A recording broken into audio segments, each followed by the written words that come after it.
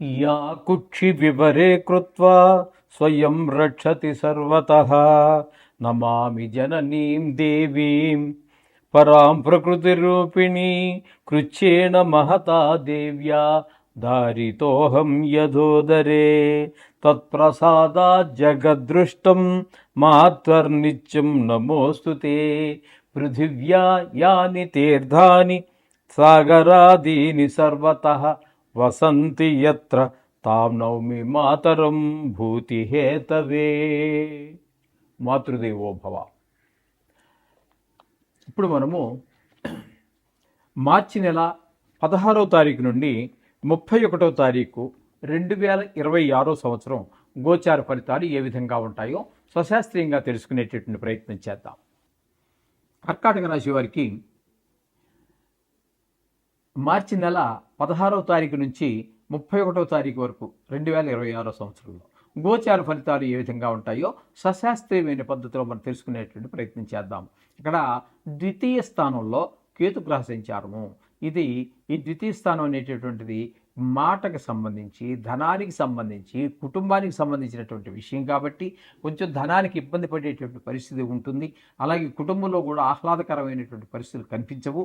అలాగే మాటలో కూడా కొంచెం కఠినత్వం పెరుగుతుంది. తద్వారా మిత్రులుగా ఉన్నవాళ్ళు దూరం అవుతూ ఉంటారు. బంధుత్వాలు కొంచెం చెడిపోతాయి. మాట కఠినం ఉంటే చాలా చాలా చాలా డబ్బులు 10 రూపాయలు పోతే రేపు సంపాదించుకోవచ్చు. కానీ నోరు జారి మాట వదిలితే మాత్రం తర్వాత వాటి గురించి తీసుకోవడం చాలా కష్టమవుతుంది. తద్వారా బంధుత్వాలు తెగిపోతాయి, మిత్రత్వాలు చెడిపోతాయి. ఇటువంటి చాలా ఉన్నాయి. కాబట్టి వాక్ విషయంలో ధనం కంటే కూడా ఎక్కువ జాగ్రత్తలు తీసుకోవాల్సినటువంటి అవసరం ఉంది. అది జాగ్రత్తగా తీసుకోండి. ఈ విధంగా కేతు ద్వితీయ స్థానంలో ఉన్న ప్రభావం. అలాగే అష్టమ స్థానంలో 3 గ్రహాల యొక్క సంచారం జరుగుతున్నది. ఇక్కడ రాహువు, బుధుడు, కుజుడు 3 గ్రహాలు సంచారం చేస్తున్నాయి.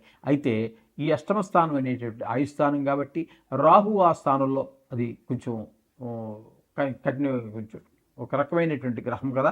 అలాగే కుజుడు కూడా చాలా కఠిన హృదయం కలిగినటువంటి వాడు కాబట్టి ఈ 2 గ్రహాలు కూడా కొంచెం ఇబ్బందికరమైనటువంటివి. ఎవరో మిత్రులు, బంధువులు, ఆపద్బాంధవులు, ఎవరో మనకు కావలసిన వాళ్ళు ఎవరో దుఃఖంలో ఉన్నారనేటువంటి మాకు వార్త వినటం మనకు కొంచెం బాధ కలగటము.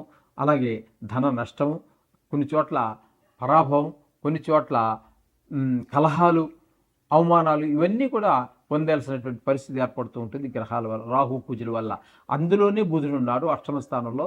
ఆయన మాత్రం మీకు అనుకూలమైన పరిస్థితులు. ఇప్పుడు ఏవైతే అనుకున్నాము, ఎవరికో చేట జరిగిందనో, హాస్పిటల్ అయిందనో, లేకపోతే యాక్సిడెంట్ అయిందనో, ధన వ్యయము, ధన నష్టము, కలహాలు, వీటన్నిటి విషయంలో మీకు రాహువు కుజుడు ఇబ్బంది పెట్టినప్పటికీ బుధుడు మాత్రం మీకు దాని యొక్క ప్రభావాన్ని తగ్గించుకుంటూ ఈయన మీకు ఆ విషయంలో శుభాలు కలిగించాలనే ప్రయత్నం బుధుడు చేస్తూ ఉన్నాడు. ఇక భాగ్యస్థానం దగ్గరికి వచ్చినట్టయితే భాగ్యస్థానంలో శని ఉన్నారు.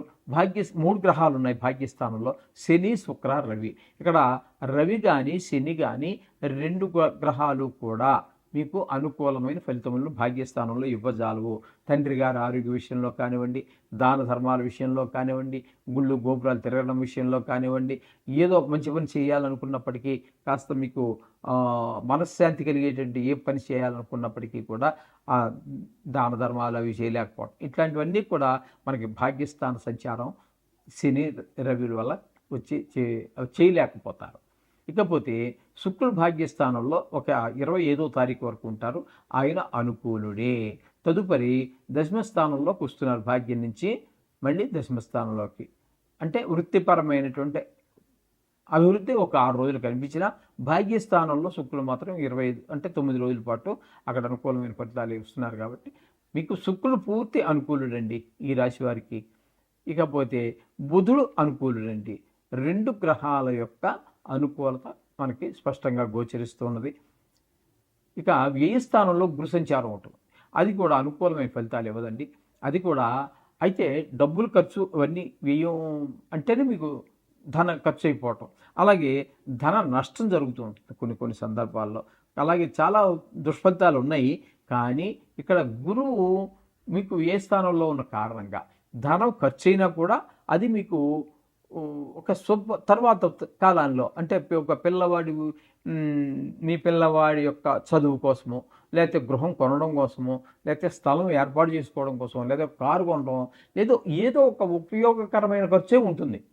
వ్యయ స్థానంలో గురువు ఉన్న మూలంగా ఈ విధమైన ఫలితాలన్నీ వస్తూ ఉంటాయి. అంచేత మీకు ఇక్కడ మాత్రం ఖచ్చితంగా బుధుడు, శుక్రుడు తప్పితే మరొక ఏ గ్రహము కూడా అనుకూలత లేదు. కేవలం 2 గ్రహాలు మాత్రమే ఇక్కడ మీకు అనుకూలత చూపిస్తున్నాయి. ఇది మాత్రం కాబట్టి వీళ్ళు కొంచెం ధనం ఖర్చు పెట్టే విషయంలోనూ, మాట వదిలే విషయంలోనూ కొంచెం జాగ్రత్తగా చూసుకోవటం, మన ప్రవర్తన కూడా అదుపు తప్పకుండా చూసుకోవటం అనేవి సూచన. అంచేతే మనకి మానవుడికి ఆ సౌకర్యం ఇచ్చాడు కదండి. మిగతా ప్రాణులకి మానవుడికి ఉన్న తేడా అదే. మనం అదుపు చేసుకోగలము, అన్నీ ఈ లక్ష్మణ రేఖలన్నీ జరిపేసి అవతలకు దాటేనివ్వగలం. మనమే శిక్షించుకోగలం, మనమే నాశనం అయిపోగలం, మనమే రక్షించుకోగలం, మనం అభివృద్ధిని మనమే తెచ్చుకోగలం. అనేక రకాల సౌకర్యం ఉన్నాయి భగవంతుడు ఈ మానవుడికి పెట్టాడు. మిగతా ఏ జీవరాశికి తను ఎదిగించుకోలేదు, తను తగ్గించుకోలేదు. దేవుడు ఏ రాశాడో అది జరుగుతూ ఉంటుంది. అంచేత మానవుడికి సౌకర్యం ఉంది కాబట్టి మిమ్మల్ని మీరే కంట్రోల్ చేసుకోండి, మిమ్మల్ని మీరే అదుపులో పెట్టుకోండి, అన్ని సుఖాలు పొందండి. ఎక్కువ గ్రహాలు కొంచెం ప్రతికూలంగా ఉన్నాయి కాబట్టి తగు జాగ్రత్తలు తీసుకోవాల్సిందిగా మరీ సూచించబడుతుంది. ఓకే, శుభం భూయాత్. ఆ ఖర్చు సద్వినియోగం అయ్యేటటువంటి అవకాశం మనకి కనిపిస్తూ ఉంటుందండి. ఈ ఈ కేతుగ్రహ సంచారం వలన ఇక్కడ ఆ రుణం ఉంటే తీర్చేయగలడం అంటే మొత్తం మీద ధనానికి లోటు లేనటువంటి పరిస్థితిని కేతు కనిపిస్తూ ఉన్నారు ఇక్కడ. ఇకపోతే వ్యయస్థానంలో 3 గ్రహాల యొక్క సంచారం జరుగుతోంది. రాహువు, బుధుడు, కుజుడు. ఈ 3 వ్యయస్థానంలో ఉన్నప్పుడు ఇవన్నీ కూడా ధన వ్యయము, ధన నష్టము, శత్రుభయము, మనోవిచారము, కలత్ర నష్టం, కొంతమంది దుర్మార్గులకి కారాగార శిక్ష, ఇట్లాంటివన్నీ కూడా మనకి ఈ 3 గ్రహాలు కూడా అదే పని చేస్తూ ఉన్నాయి. కాబట్టి ఈ చెడు పనులు చేసిన అటువంటి వాళ్ళు ఎవరైతే ఉన్నారో వాళ్ళనే కాదండి, మామూలుగా చెడు పని చేయకపోయినా కూడా ఈ ధనం విషయంలో ధన వ్యయము, ధన నష్టము 2 వేరువేరండి. ధనం వ్యయం అంటే మీరు ఖర్చు పెట్టుకున్నారు, దానికి అంత వాదం ఉండదు. ధన నష్టం అంటే పరస పోగొట్టుకున్నారు, లేకపోతే పిక్ పాకెట్ కొట్టేశాడు, లేకపోతే ఎవడో దొంగ మాయ మాటలు చెప్పి మీ ధనాన్ని బురిడి కొట్టించి కొంత డబ్బు అన్యాయంగా తీసుకెళ్ళిపోయాడు. అటువంటిప్పుడు ఏమవుతుంది, మనసు 10 రూపాయలు పోయినా కూడా మనసు బాధపడుతూ ఉంటుంది. ఈ విధంగా ధన నష్టం వేరు, ధన వ్యయం వేరు. ఆ విధమైనటువంటి బాధలు కలగకుండా జాగ్రత్తగా చూసుకోండి. ధనం విషయంలో మరీ తగు జాగ్రత్తతో ఉండండి. ఎక్కడా మీరు వాళ్ళకి హామీ, వీడు నా చిన్నప్పటి నుంచి నాతో చదువుకున్నాడు, లేకపోతే నాతో పాటు 5 ఏళ్ళు ఉద్యోగం చేశాడు, ఇటువంటివేమీ మనసులో పెట్టుకోవద్దండి. ఎవరికి మీరు హామీలు అవి ఉండవద్దు. అట్లాంటివి చేస్తే ఆయన హ్యాపీగానే ఉంటాడు. మీరు ఎవరి కోసమైతే మీరు హామీ తీసుకున్నారో ఆయన హ్యాపీగా ఉంటాడు, మీరు మాత్రం మునిగిపోవడం గ్యారంటీ. కాబట్టి అటువంటి హామీలు ఎవరికీ ఉండవద్దు. అర్థమైంది కదండి. ఈ విధంగా ఉండాలి, తగు జాగ్రత్తలు తీసుకుంటూనే. మొత్తంగా మనం చెప్పాలి అన్నట్టయితే ఇందులో మీకు అనుకూలమైనటువంటి గ్రహం ఒక్క శుక్రుడు ప్లస్ కేతు, 2 గ్రహాల యొక్క అనుకూలత ఉంది. మిగతా గ్రహాలన్నీ కూడా కొంచెం ప్రతికూలంగా ఉన్న కారణంగా మీరు తప్పకుండా నవగ్రహాలకు సంబంధించినటువంటి శ్లోకాలు, బీజాక్షరాలు, లేకపోతే మీకు రోజు వెళ్ళేటటువంటి దగ్గరలో ఉన్న గుళ్ళో నవగ్రహాలు వెళ్ళే అలవాటు ఉంటుంది. కొంతమందికి స్నానం చేసి ఇంటి దగ్గర పూజ చేసేసుకుంటారు.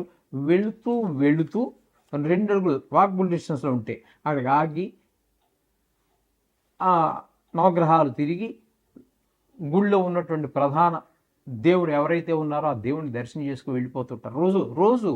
రోజు ప్రతి నిత్యం వాళ్ళకి ఏదో దినచర్య అంతే. ఆ విధంగా చేసే వాళ్ళకి చాలా శుభప్రదమైన ఫలితాలు ఉంటాయి. చక్కగా మీరు ఆ విధంగా చేయండి, సకల శుభాలు పొందండి. శుభం భూయాత్.